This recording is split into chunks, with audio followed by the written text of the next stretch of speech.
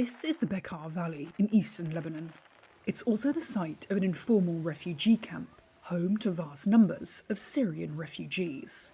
Among them is Mona, who has been in Lebanon for a decade and who asked to not be identified.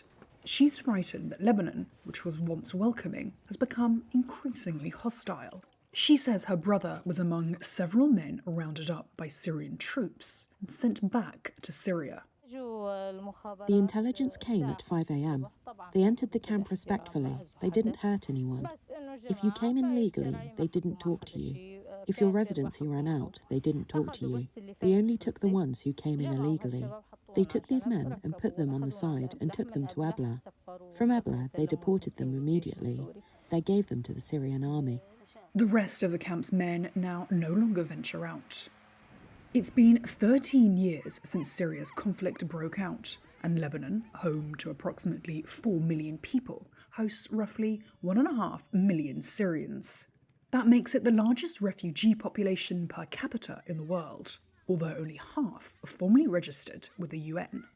But since Lebanon's economic crisis began in 2019, the country has been struggling, and Syrians have been bearing the brunt.